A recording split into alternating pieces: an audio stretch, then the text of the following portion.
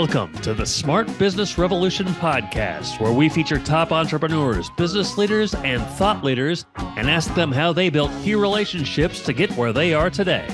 Now, let's get started with the show. All right, welcome everyone. John Corcoran here. I'm the host of this show. And for those of you who've listened before, you know a little bit about my background. I've got young kids. I got 4 of them actually.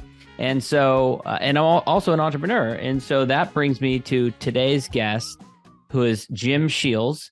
And he is the founder of 18 Summers, also has a book by the same name, talks and trains and does workshops on how entrepreneurs can be the best parent that they can be. And so we're going to talk deeply onto that. Of course, if you've listened to my show before, you know that we interview smart CEOs, founders, and entrepreneurs of all kinds of companies. We've done Netflix, we've done Kinko's, YPO, EO, Activation Blizzard, Lending Tree, many more. We don't often get as deeply into the family and parenting topics as we will in this one, but that's why I'm so excited for this particular episode. And of course, this is brought to you by Rise 25, where we help B2B businesses get clients, referrals, and strategic partnerships with done-for-you podcasts and content marketing. And you can go to our website at rise25.com, learn more about it.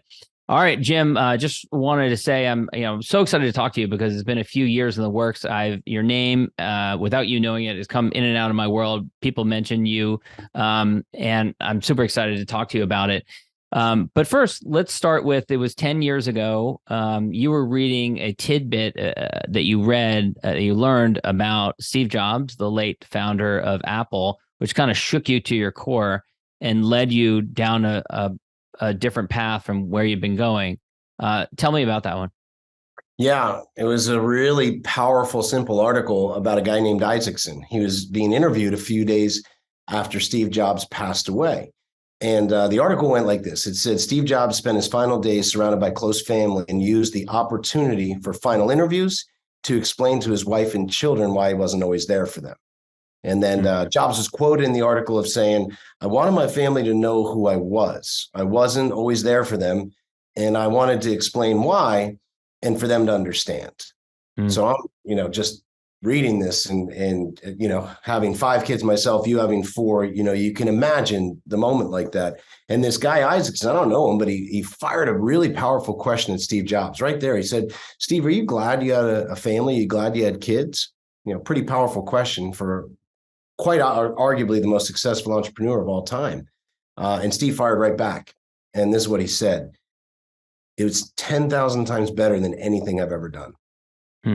And that stuck with me because, I had been watching, I'm sure you remember, John, I've been watching the news when Steve passed away, and I saw the giant murals, the candlelight vigils, and, crazy stories of his great entrepreneurial adventures that inspired me. Absolutely.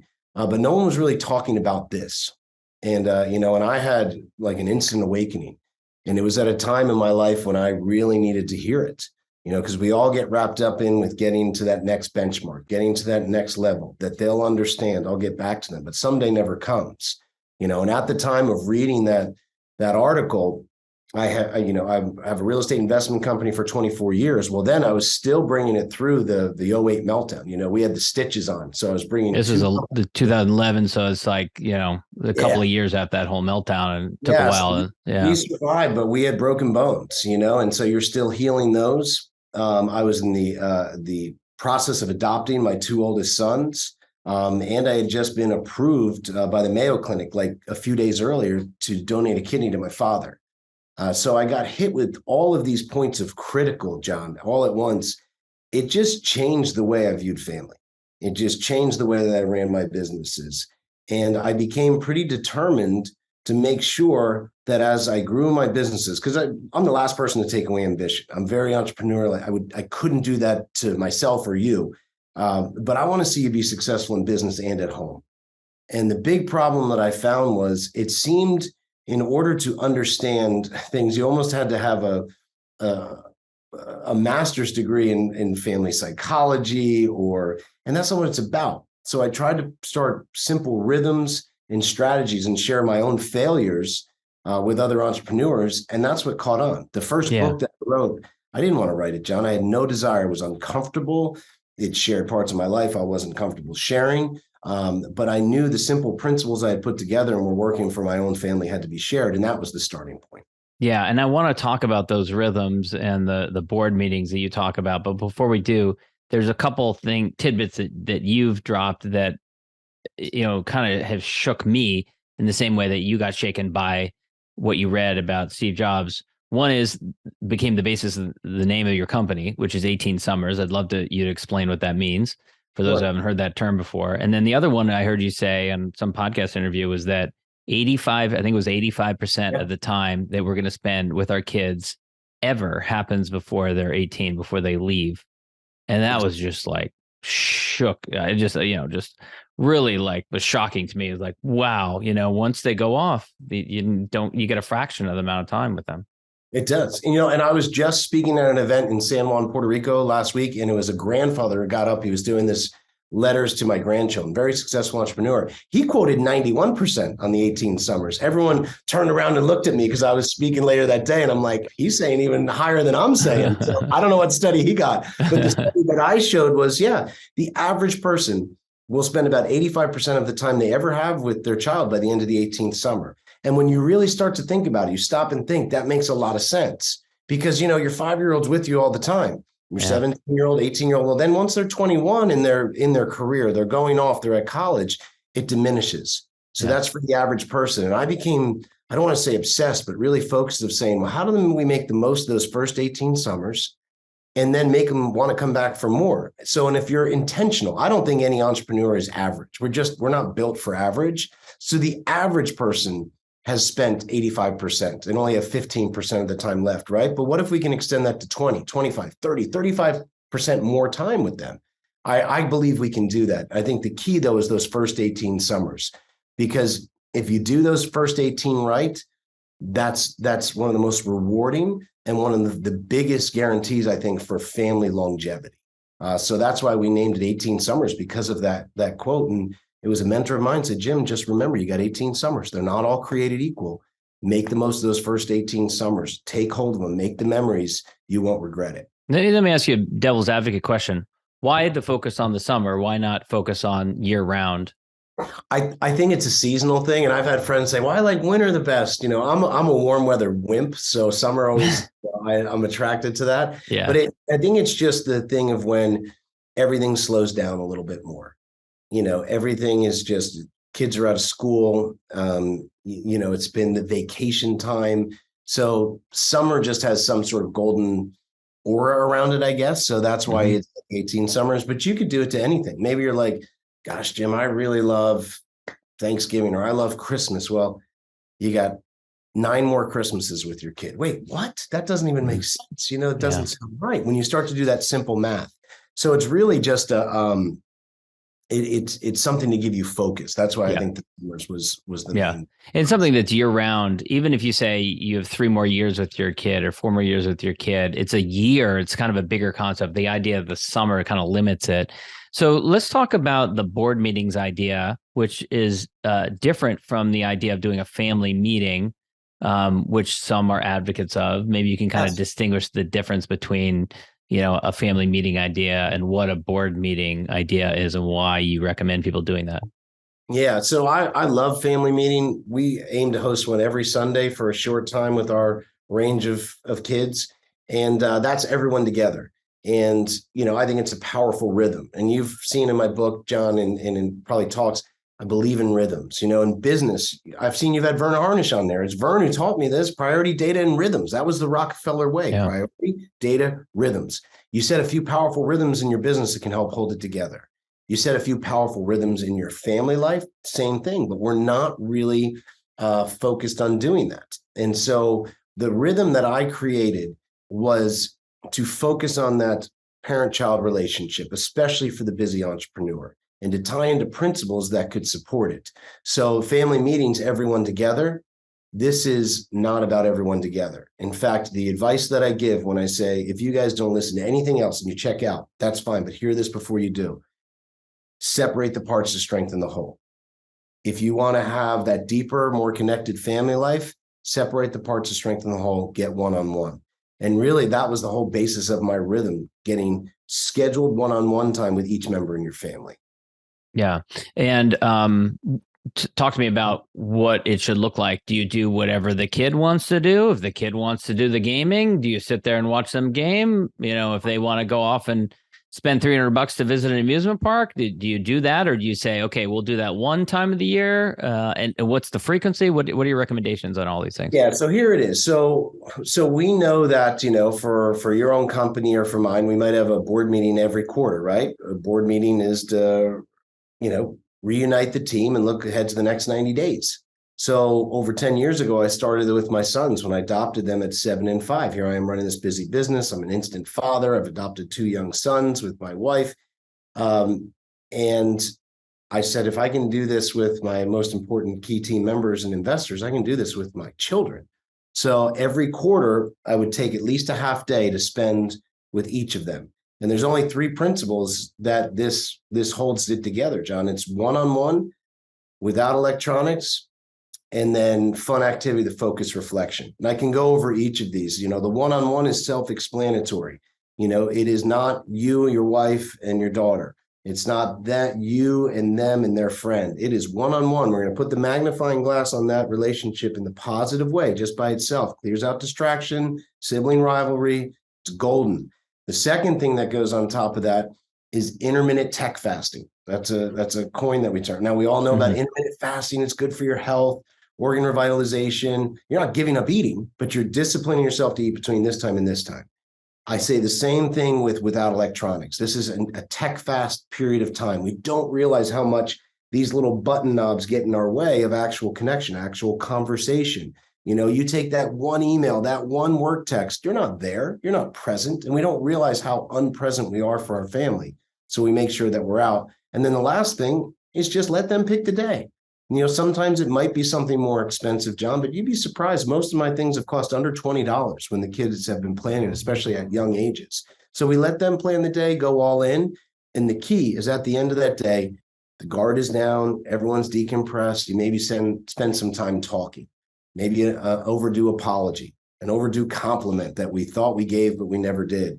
And that's it. And these were my magic markers to build the relationship with each of my children every quarter for the last 10 plus years. What do you say to parents that already have like a strained relationship or not as strong a relationship with one of their children? If there's maybe some friction or something like that, is there any extra advice that you have for creating that connectedness beyond the actual doing of it? I think there's a couple things that you need to look at. First of all, the solution doesn't have to be as complicated as we've made the problem. Sometimes we got to start small. And I say, well, what's it going to hurt to spend a half day with them? Maybe it's going to be closed off. Maybe it's not going to be this huge conversation, but it's a starting point. Also, what I've learned is, did we set the pace? And I hate to say that, but a busy entrepreneur is having to self-reflect on my own mishaps. Were we always available? Were we tied up in work? And it's for a nobility where we say, I'm providing for the family. And that's very noble. It's very important. But sometimes our family needs just us. So I say, why is the relationship strained? And the relationship is strained, John, when I've had these conversations working with different families. Oh, well, for about 5 years, I was really focused on the business. It was a hard time. 5 years for a child. You know how long 5 years is for a 10-year-old? Well, that's half their life. That's a lot of time. Or, hey, I went through a really bad divorce. They kind of got caught in the middle. So there are these things that happen. And what I would say is don't beat yourself up, but take ownership and maybe start with an apology. Again, what I always said for a lot of these relationships, what's usually been missing, one of the key components, is sincere apology or genuine compliment. Sometimes we're very, very shy to give either one. And that is a huge way to start to lower the guard. Remember, it might not come down altogether, but it starts to come down. What advice do you have for, helping kids in managing their own in relationships, especially as they go into adolescence? Is this the right venue for it? Is that, or is that something that is beyond the family board meeting structure? No, I tell you, over the last 10 years, after, releasing the strategy in the book and sharing this, and now have thousands and thousands of people using it. What I've heard over and over, John, is I can't believe what my son or daughter brought up to me today. I can't believe what they shared to me, because we all want to be that person that our adolescent comes to instead of their friends or the internet, right? Like, holy cow, not the best, most qualified places to go. We want to be that qualified position. But sometimes we got to set the stage. Are you going to talk about some of those tough issues in front of your little sister, or in a crowd, or when I'm kind of half doing a work text? You have to set the stage for connection. And what I've learned is when you start to do these, you go all in, you set the tone by turning off your own phone first, because we're usually worse than our kids. We don't want to admit it. That's when there might be the chance to open up. And what I've said for young people out there, sometimes your parents might surprise you. And I encourage parents out there, surprise them. Actually listen. Don't judge. Don't plan the next 50 lectures. Listen. When I have interviewed and done different surveys, the biggest thing that kids say, John, they don't feel heard. So if we can just listen, that's a starting point. And for the kids, younger adolescents out there, I tell you, it takes a lot of courage to bring up a hard subject, but it is very cathartic, that it clears you out if you can do that, and there's a better chance. And I think that's one of the big issues we're seeing today. People are staying locked within themselves, trying to get the answer alone online instead of actually talking to someone they care about. Yeah. You, for many years up until the pandemic, you were doing workshops and retreats and things like that. And I understand that you're talking about starting them up again, doing the retreats again. What advice would you have for families in the interim that are doing vacations or want to do a retreat or want to spend some time together, an extended period of time beyond the board meeting structure, but doing maybe a self-administered type of retreat or a family vacation to connect again in a deeper level as a family? Yeah, one of the starting points that I would say, John, and this sounds semi-woo-woo, but I think it's as important as a blueprint if you're building a house. You don't want to just say, well, let's put a little cement here and a little wood here, and maybe the roof will you want to have blueprints. You want to have something clear. And one of the things we did years ago is one of our vacations, we wrote out our values. What do we value, and not what do me and Jamie, my wife, value? What do we all value? Because one of the issues out there for all of our entrepreneur buddies, we can be a little pushy. We don't mean to be. We're problem solvers, right? We're A personality. We're quick starts. So don't you put all the values down. We decide together. And I'll tell you what, I still have it in my office, simple little surfboard we drew, and we wrote the values right on there because it represented, something we like to do, going to the beach. And those values, John, have become my spaghetti strainer. You know what I mean? Everyone knows the spaghetti strainer. Mm-hmm. Pasta goes in, all the bad stuff goes out, the good stuff stays in that you get to eat later on, right? Yeah. So we see this simple values list of something, what do we really care about? And what this has done for us years later is helped answer that question. Well, what should we do? Well, one of the things we're about is adventure. So I set up my business where I'm able to take adventures with my family. I don't want to do it. We made the decision to move to Costa Rica part-time because we loved adventure as a family. We're also into health and vitality. We're also about sobriety. That's something we put on there. We had addiction in our family. I said, that's not what we want to do. We want to strive for sobriety. Service and contribution. We've done service work in 5 different countries because we love what it does for us and for the people we're working with. So by writing out these values, and again, I think there's only like 10 or 11 values on this board, we were able to better pick where we wanted to go. But to start off, ask the family, where would you guys like to go for an adventure? Where would you like to go for a vacation? Don't just decide on your own, get some input. Yeah. You can punt on this question if you feel like you don't want to answer it, but I want to ask you about entrepreneurship and teaching kids values and teaching them to have to have the same drive that we prize in ourselves. Yeah. And this relates to like how you treat your kids around money and teach your kids around money. I saw a training by Richard and Linda Ayers, who you may know. They spoke at a EO conference that I was at recently, and they talked about, why an allowance is the wrong thing for kids. And they called it the family economy, which was this kind of very controlled structure where you give the kids a series of tasks and they can earn points for that and earn money for that. And I started working it out with my kids, and just like you said, like the rhythm of it is really one of the great values to it. So what do you say to parents about teaching them the value of money, teaching them to work hard, especially if they're, growing up in a society where they don't touch it as much, and kids are not doing paper routes as much as they were maybe, 20, 30, 40 years ago? Yeah, it's a very, very powerful question I would never pass on, because it's come up in my own life so many times and so many others. In fact, 10 years ago, I did a large interview process with a couple hundred entrepreneurs. And one of the questions was, John, what is your biggest concern with your children? And the answer came back so identical, like 99% of the time. It was eerie, but it said this: I want my children to appreciate what they have. Most of these people were first generation entrepreneurs that had come from nothing and built something. And like you said, how do we reinstill that in them?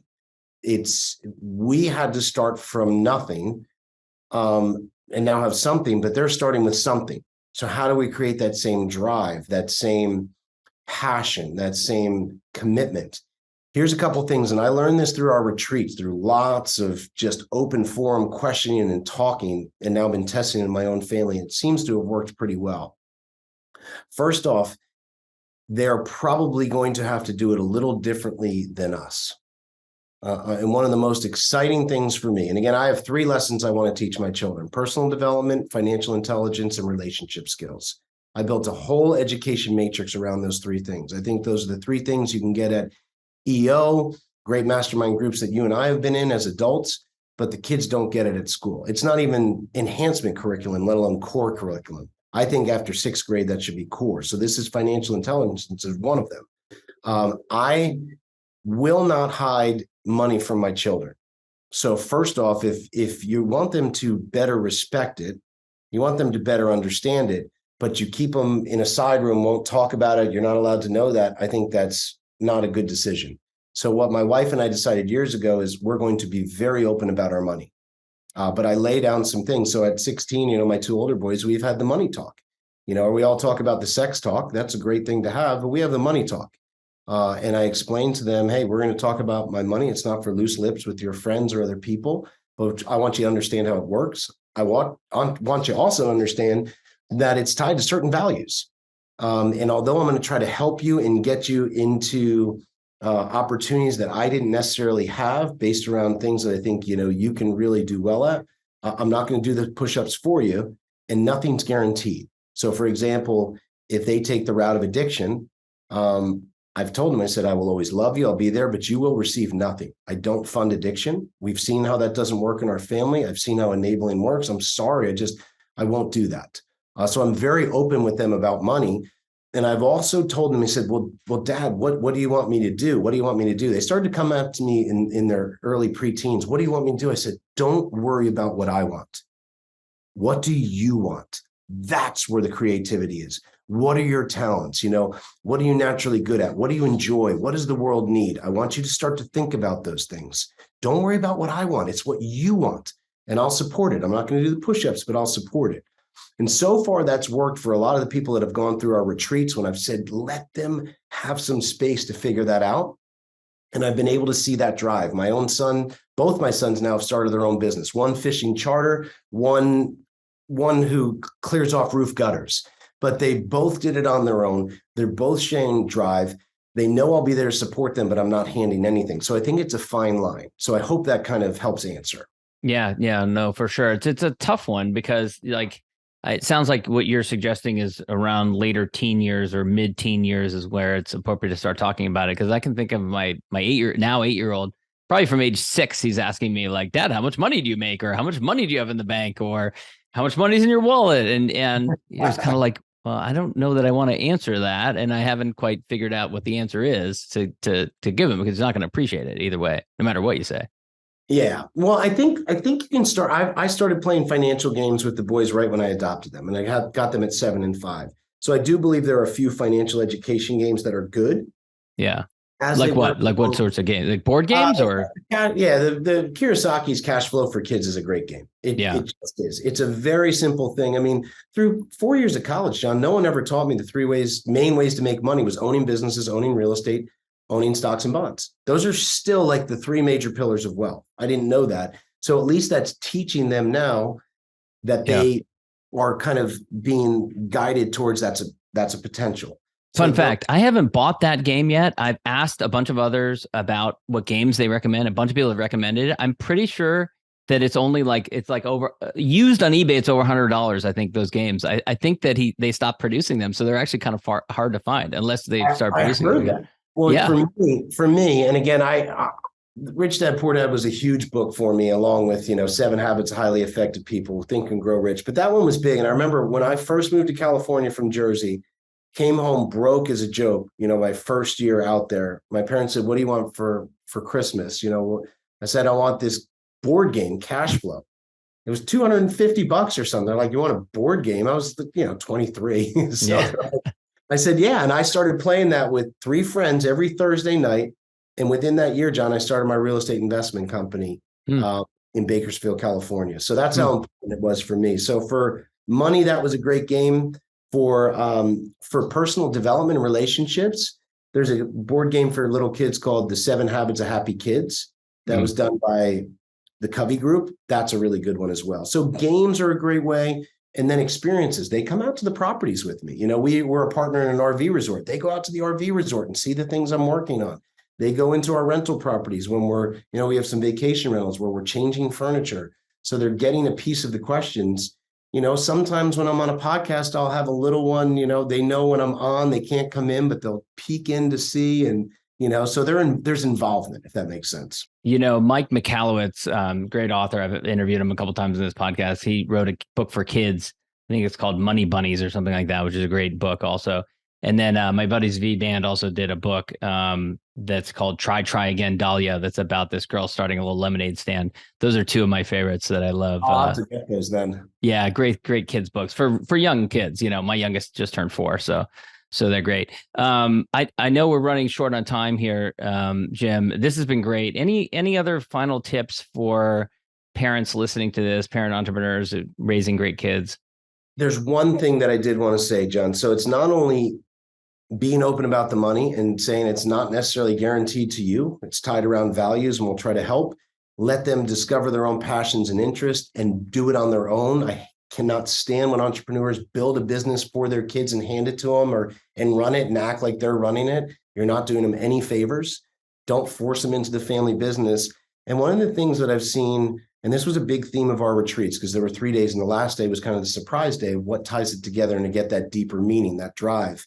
If they're not having to drive because they're hungry like you and I were the same way, well, then there has to be something bigger than themselves, right?